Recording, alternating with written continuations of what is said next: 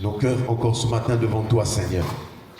Nous prions qu'ils soient disposés pour t'entendre, recevoir la parole de Dieu, parce que tu es la parole. Merci, Seigneur. Merci pour la foi. Merci pour le Saint-Esprit, au nom de Jésus. Amen. Amen. Amen. Voilà, nous sommes en train de continuer avec des thèmes qui sont partis donc du thème général intitulé « Le défaut n'entrera pas ».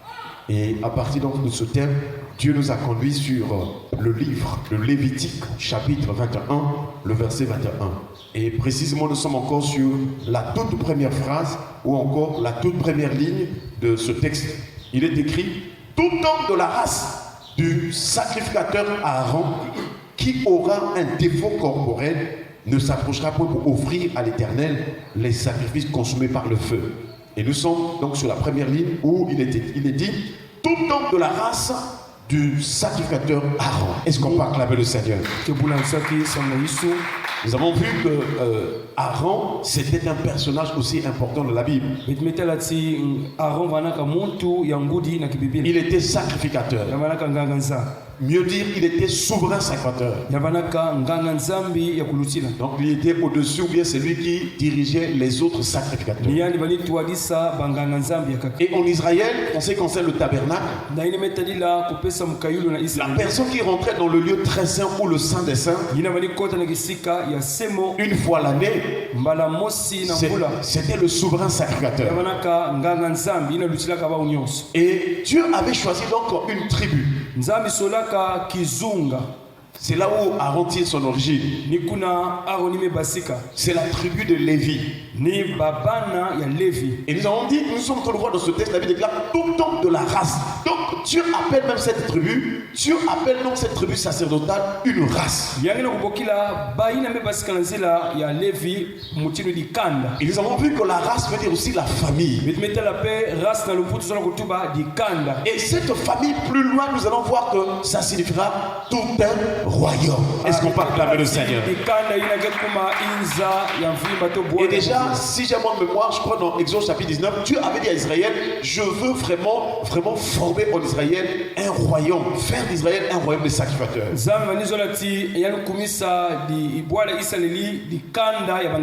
Et nous bénissons le Seigneur, c'est en Christ que nous voyons l'accomplissement de cela. Car en Jésus-Christ, nous sommes un royaume des sacrificateurs pour Dieu. Cela ne veut pas dire que tout le monde a la même fonction comme certains le pensent. Dans le royaume des sacrificateurs, chacun a une fonction précise. Chacun a un rôle à jouer selon la mesure de grâce. Et c'est pourquoi aussi dans l'église, chacun aussi a un rôle à jouer. Chacun a une fonction. Mais tous nous formons un royaume de sacrificateurs pour Dieu. C'est-à-dire qu'on dit royaume de sacrificateurs pour Dieu, c'est-à-dire l'ensemble ou les personnes ou la famille qui servent Dieu. Est-ce qu'on peut acclamer le Seigneur? Parce que les sacrificateurs sont des personnes qui étaient au service de Dieu et elles ne pouvaient même pas, ces personnes-là, aller travailler ailleurs. Ils devaient rester consacrés à l'Éternel. Mais en Jésus-Christ, puisque la dispensation ou le sacerdoce devient un sacerdoce royal et aussi beaucoup plus spirituel. Donc quelquefois l'on peut travailler, mais tout en servant Dieu parce que la dispensation est maintenant celle de l'esprit.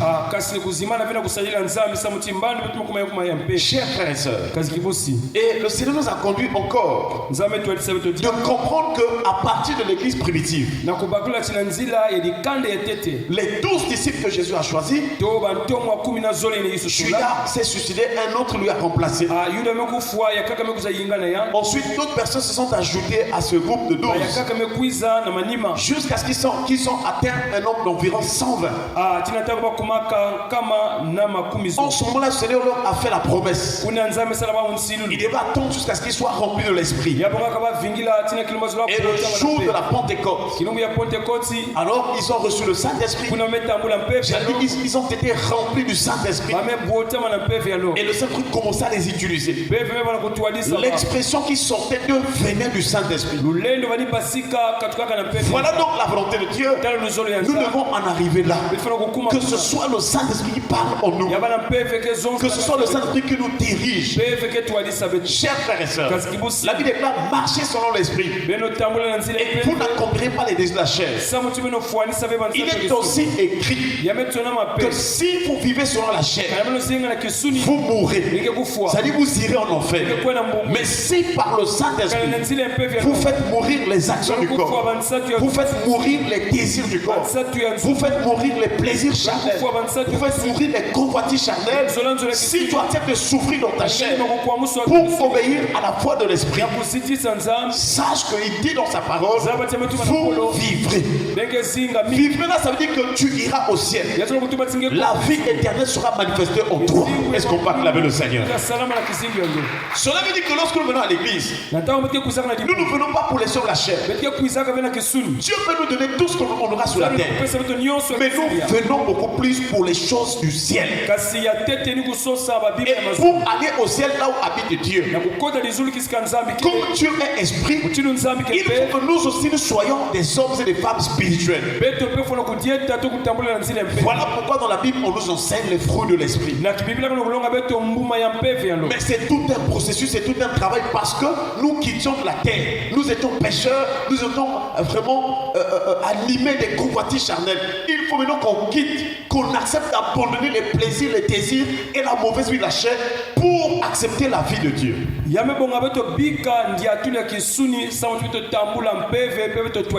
dans sa volonté, il veut que tous les hommes soient sauvés et parviennent à la connaissance de la vérité. Mais lorsque Dieu présente la parole, il présente la loi, il présente l'alliance, il présente les principes.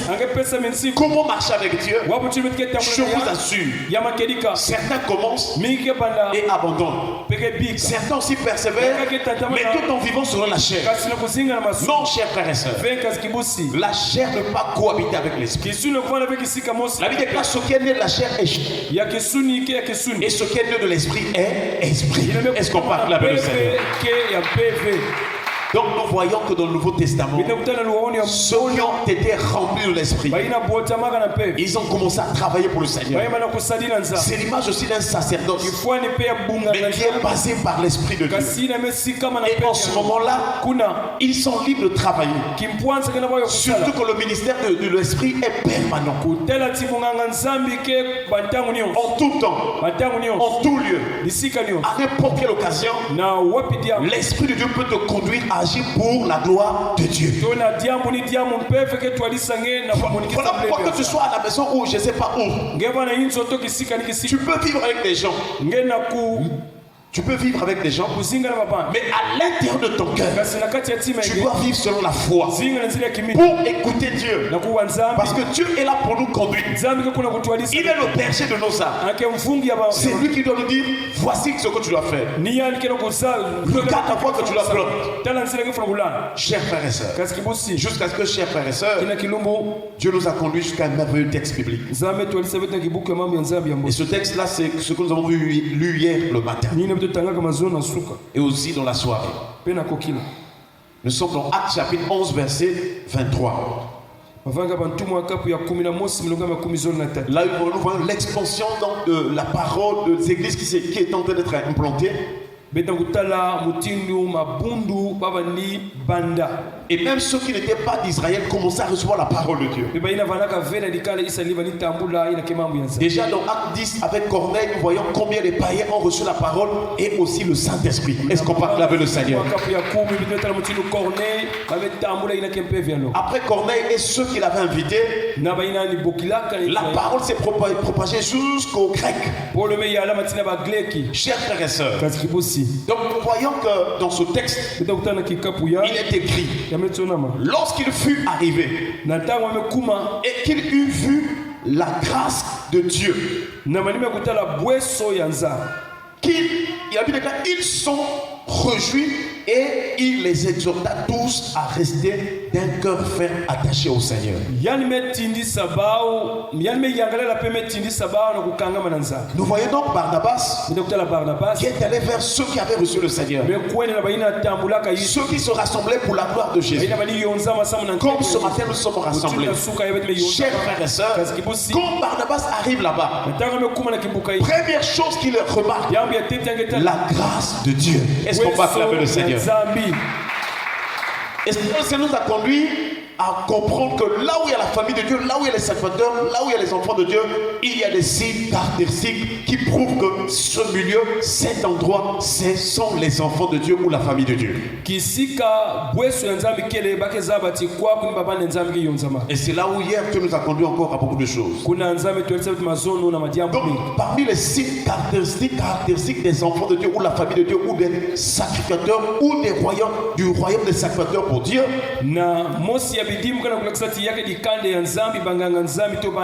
comme Barnabas l'a remarqué, il y a d'abord la grâce. Est-ce qu'on parle avec le Seigneur? Et hier, Dieu nous a conduit à un homme. Comment est-ce que Dieu emploie, comment est-ce que Dieu accorde la grâce aux gens? Nous sommes dans la vie de Noé que nous avons vu hier. Dans Genèse chapitre 6 verset 8 il est écrit, mais Noé trouva grâce aux yeux de l'Éternel. Nous prions ce matin que Dieu t'accorde la grâce au nom de Jésus. Que tu trouves la grâce aux yeux de Dieu. Alors que du temps de Noé, les pensées des hommes convergeaient vers le mal. La méchanceté était grande sur la terre. C'est-à-dire les démons avaient imprégné, avaient rempli les hommes de la méchanceté. C'est la même chose aujourd'hui. Parce que Jésus dit, ce qui arriva du temps de Noé arrivera pareillement. Voilà pourquoi nous voyons la méchanceté aujourd'hui. Mais nous ne devons pas être la catégorie des méchants. Nous devons être du côté de Noé. Est-ce qu'on parle avec le Seigneur? Alors, quels sont les signes de la grâce ou de la vision de grâce que Dieu a accordé à Noé? Pourquoi la Bible déclare Noé trouva grâce aux yeux de l'Éternel? Comment cela a commencé? Qu'est-ce qui s'est passé? Spirituellement parlant, nous sommes donc dans Hébreux chapitre 11 verset 7. Il est écrit, c'est par la grâce, c'est par la foi que Noé, divinement averti des choses qu'on ne voyait pas encore, et saisi d'une crainte respectueuse, construisit une arche pour sauver sa famille.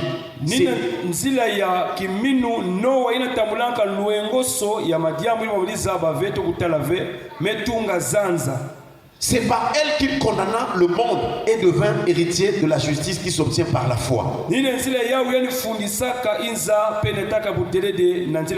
premier élément, bien première dimension de la grâce que Dieu accorde à Noé, c'est que Noé était divinement averti. Pendant que les gens étaient dans la méchanceté, dans la mauvaise vie, pendant que les gens marchaient dans des mauvaises voies, pendant que les gens s'étaient rebellés contre Dieu, pendant que les gens obéissaient aux démons, Noé avait trouvé grâce aux yeux de l'Éternel. Mais comment? Dieu lui avait averti vraiment divinement. Noé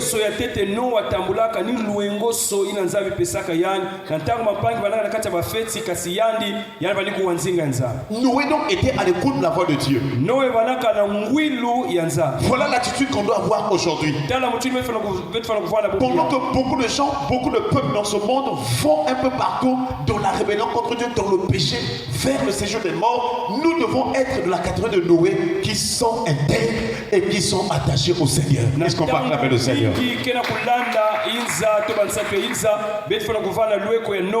notre prière est que Dieu nous parle divinement. Il avait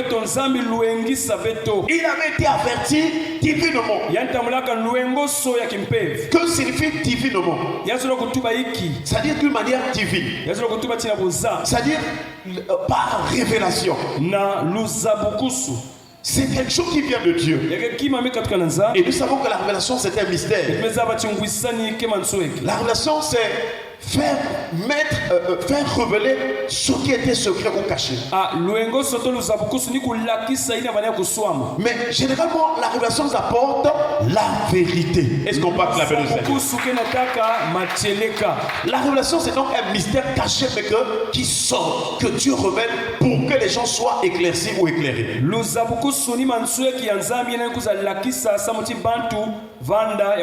La révélation, c'est aussi une connaissance. La révélation, c'est aussi la résolution que Dieu prend. Est-ce qu'on peut acclamer le Seigneur? Voilà pourquoi nous prions le Seigneur, qu'il nous donne d'être comme Noé. Il était disposé dans son cœur. Il avait la foi. Et Dieu lui a révélé les choses qu'on ne voyait pas encore. Hier, nous avons rappelé que beaucoup de chrétiens n'en cherchent plus. Les chrétiens n'ont plus le temps de chercher les choses spirituelles. Alors que c'est là où devait être basé nos yeux de prière. Seigneur, parle-moi. Seigneur, dirige-moi. Que dois-je faire dans une situation pareille? Révèle-moi les choses profondes et cachées. Frères et sœurs, je vous assure, dans notre environnement, dans ce monde, il y a plein de choses qui se passent. Alors il faut avoir la révélation pour savoir là où poser le pied, là où marcher, et quelle décision prendre dans ta vie, quel choix tu dois faire. Il faut la révélation. Chers frères et sœurs, la révélation est claire. Est-ce qu'on peut acclamer le Seigneur? Dans le psaume 119, le verset 130.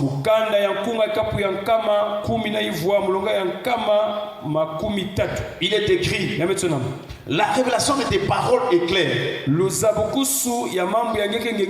Elle donne l'intelligence au saint. Pour avoir la révélation, il faut d'abord accepter la vie de simplicité ou d'humilité. Si tu es orgueilleux, tu n'auras pas la révélation. Mais si tu es humble, Dieu va t'accorder de voir et d'entendre les choses de Dieu. Est-ce qu'on va acclamer le Seigneur? Que ce matin encore, qui nous donne le cœur comme celui de Noé, qui était intègre, et que Dieu nous donne d'être disposé à recevoir la révélation des paroles de Dieu. Que Dieu nous parle sur ce qui va, que Dieu nous parle sur ce que les gens ne voient pas encore. Que le Seigneur remplisse notre cœur de la soif d'entendre les paroles de Dieu, afin que nous puissions marcher dans sa volonté.